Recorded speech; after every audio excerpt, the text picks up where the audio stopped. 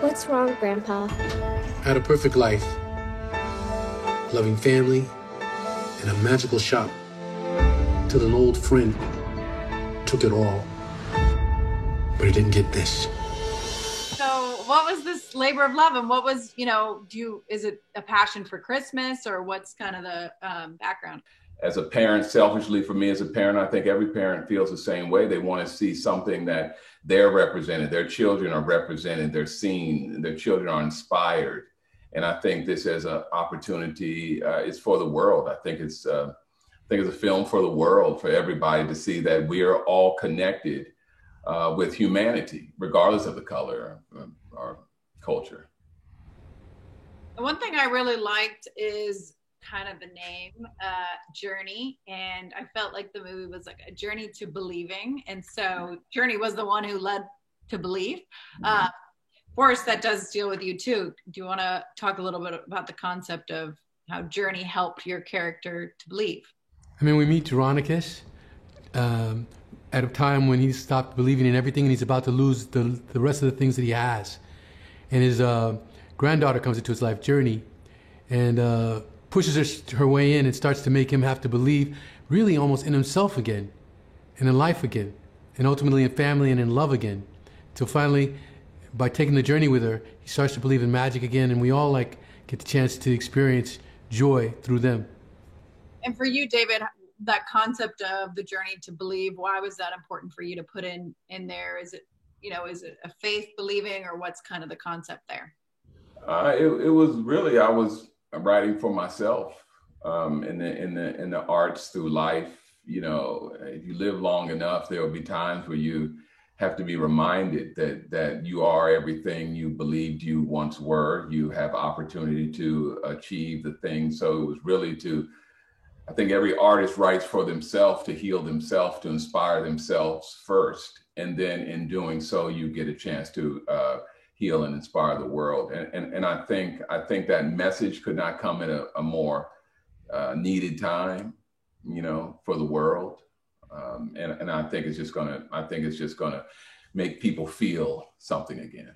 And Christmas is such a hopeful time. So I hope that 2020 Christmas will be a hopeful time and a joyous time. Do either of you have a Christmas tradition that you did growing up with your family, or with your family now, or kind of a day that Christmas looked like for you? Well, for me, it was always trying to sneak and unwrap the gifts that my mother tried to hide, but she had two boys and that was never going to work, and so my brother was older and he would always sniff it out and then get me to actually do the unwrapping so that I could get caught and he wouldn't get caught. But that was always a fun thing for us. We always found gifts. It was just, the kids getting their little packing done at the, they're cracking up their presents and stuff for the next day, and then having to read the night before Christmas to them before they went to bed, and then like the book does, just tucking them in and then waiting for the next morning. So we always did the midnight church service where you have the candle lights. I don't know if you guys ever did that, but it's a great experience if you haven't done it. But they turn off all the lights and you just have the candle. So no, ours was all my family is pastors and preachers, so my great-grandmother had the bright idea that at 6 a.m. Christmas morning, we would go to church and pray. Now, what child thought that was a good idea? So, everybody was just groaning, like, Mom, I had to go. Boy, if you don't get your butt up and get to church. So we couldn't. So we had to endure that in order to come back to open up our gift. We couldn't open the presents until you went to church or you read the Christmas, the Bible verses that talk about the, Christmas. It's like, I want to open my presents. It was brutal. And then they would always tell you, well, it's Jesus' birthday. These gifts are for him anyway. And then the concept of innovation and imagination for kids, I think that's a great concept. Can either of you kind of talk about why that's a good message? Well, for me, growing up, all the movies that I watched, Chitty Chitty Bang Bang and Mary Poppins, I mean, they were Willy Wonka, they were all magical little white kids. So everywhere I would go to the mall, every time I saw a little white kid, I just believed they could fly, or they were magical, or there were pixie dust floating all over them. And And I never thought that anyone that looked like me had a seat at that same magical table. And I think it's so very important now. It's very important that the world, the kids, the children of the world get a chance to grow up with something where they see themselves as magical as other races have been portrayed in film since the beginning of time. And I think it's long overdue. I think the world is ready for it. The world is going to embrace it. It's for the culture and for the world. So this was so cute. I wanted to sing, I wanted to dance, and that's exactly what it's all about. Kind of what was it for you to get involved with it?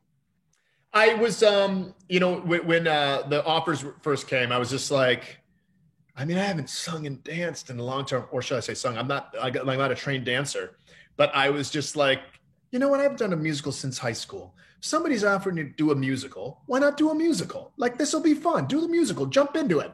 And I'm glad I did. I'm really glad I did. I had an absolute blast doing it. It was really so much fun. And yeah, and so that was the initial reaction. And the good thing is it went through the entire process. Yeah. Did it remind you of your childhood? It did. It did a little bit. It reminded me, the thing is, pretty high-end costumes, but the costumes are what reminded me of. I remember just being in high school and doing the school plays, the school musicals. And my favorite part sometimes was getting the costumes. You know what I mean?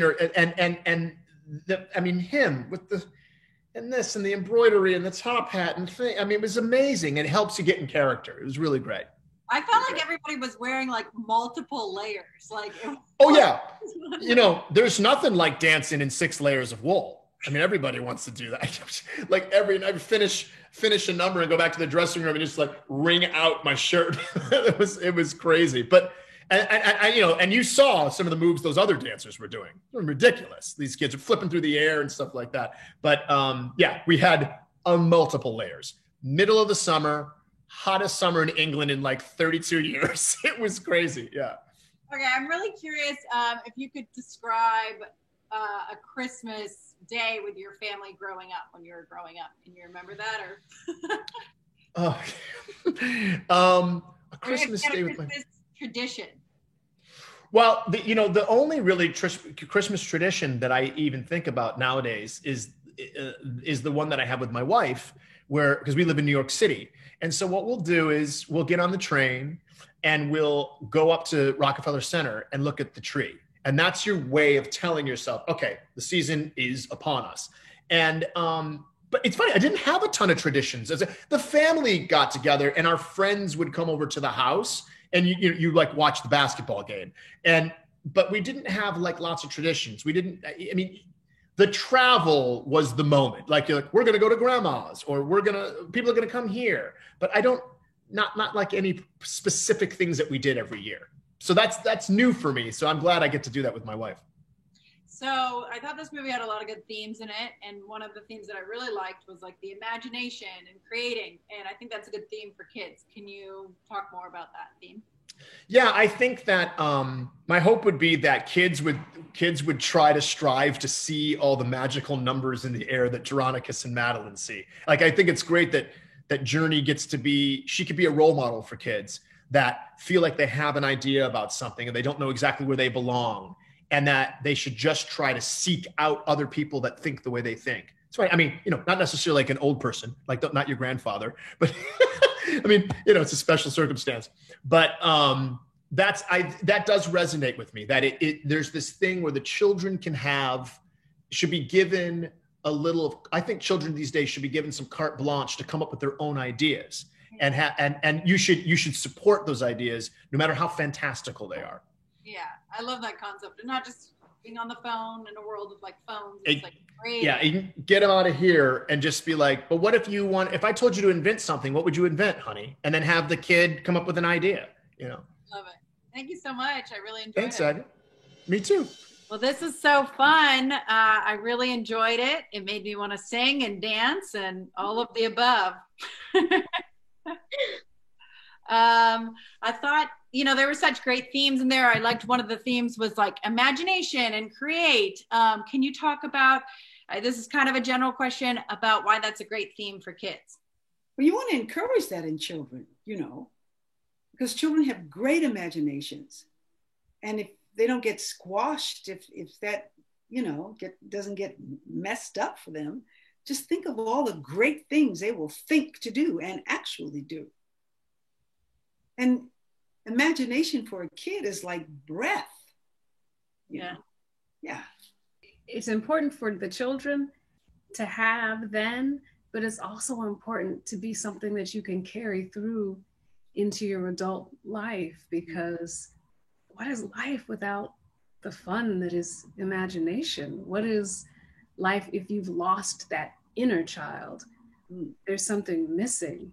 So you nurture that, you bank that baby up so that when they become an adult, there's somebody who is able to give to the world in a beautiful way. And this is so exciting because it's about Christmas, which is my favorite holiday.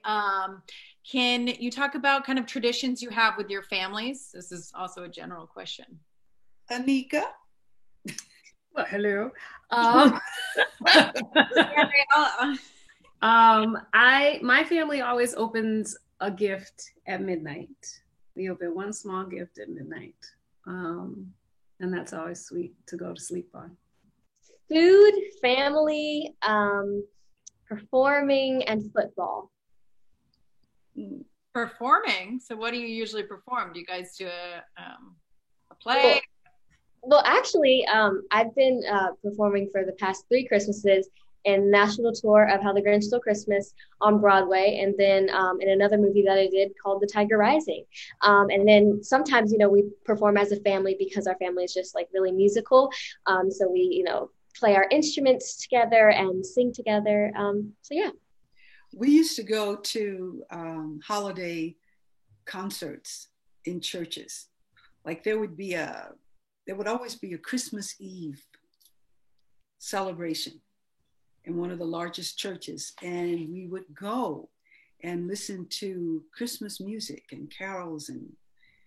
And that was a beautiful way to celebrate.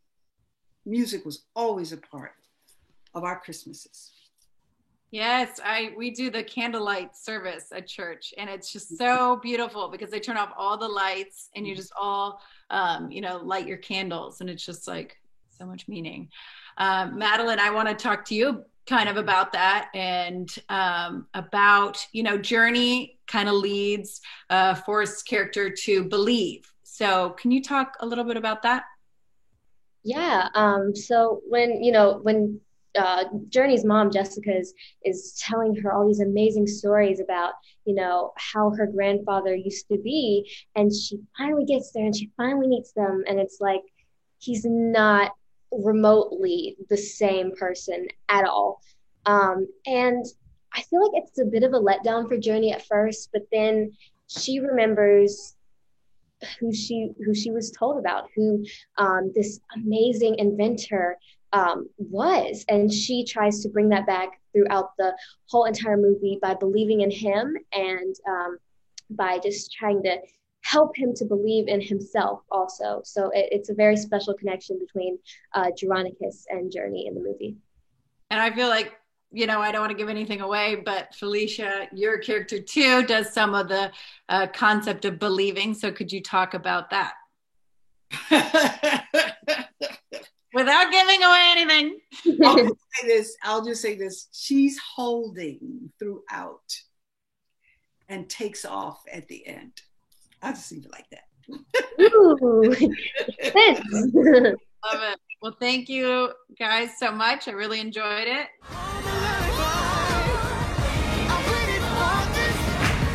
No matter who you are, no matter what you do, the magic lives inside of you.